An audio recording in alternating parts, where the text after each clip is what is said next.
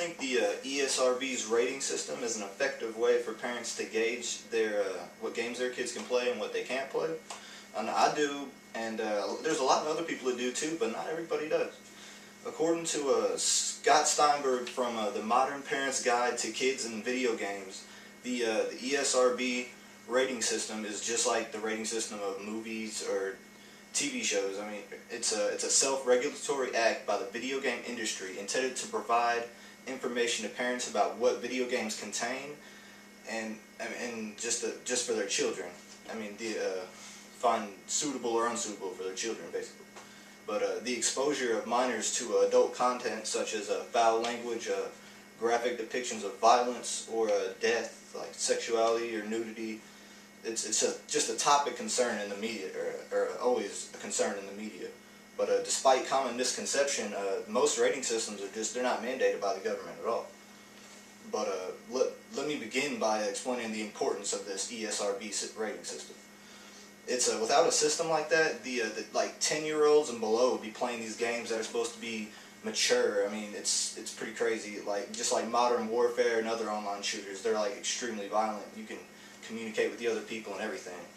But this already happens though, because most parents, they don't even care what their kids play or whatever online, because they think it's a game. It's like, so they just buy it for them and that's it. But according to Lawrence Kuttner and Cheryl K. Olson from the book Grand Theft Auto Childhood, The Surprising Truth About Violent Video Games and What Parents Can Do, they said the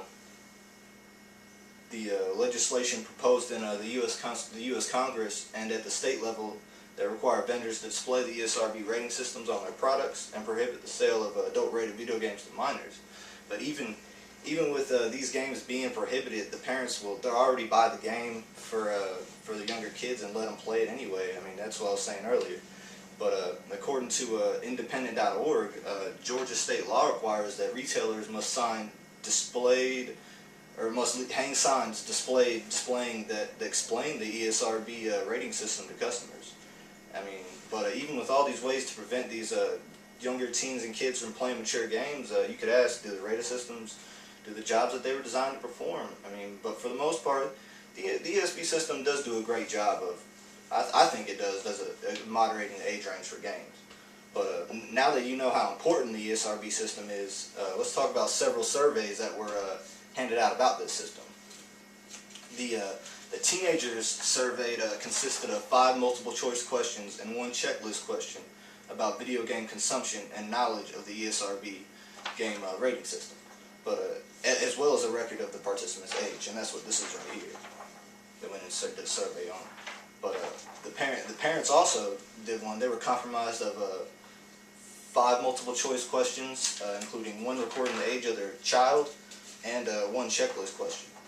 But the data shows that 55% of teenagers surveyed report a thorough understanding of the ESRB video game content rating system, and the legislation has been proposed, and only 6.67% that do not understand the rating system.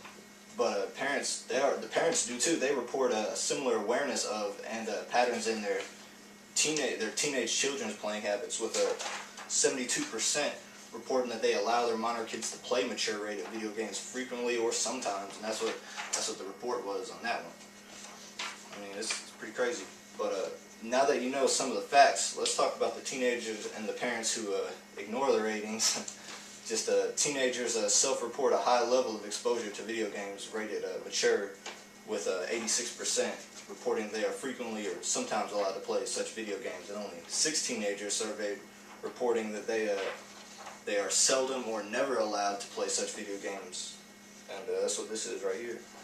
Just explaining just the facts. These are all facts. I mean, and but parents, the parents, they report a similar awareness of and their teenage children's playing habits, but with 72% reporting that they allow their minor children to play mature rated games frequently or sometimes, but only 3 parents and 3 teenagers reported that mature rated video games are never allowed. I mean, it's pretty low. But that's just some of the facts there. But now that I've explained why the rating system is so important. I mean, I even showed you how many people listen to the ratings and who don't. I mean, you should have a pretty good understanding from all the examples why the system is needed and should be followed more in our society. But I explained it all. I hope this, I hope all this, the detailed information, I hope it all helps how I showed you how it helps the parents and children. But I hope it also has persuaded you to agree with me. But that's it. Thanks for listening.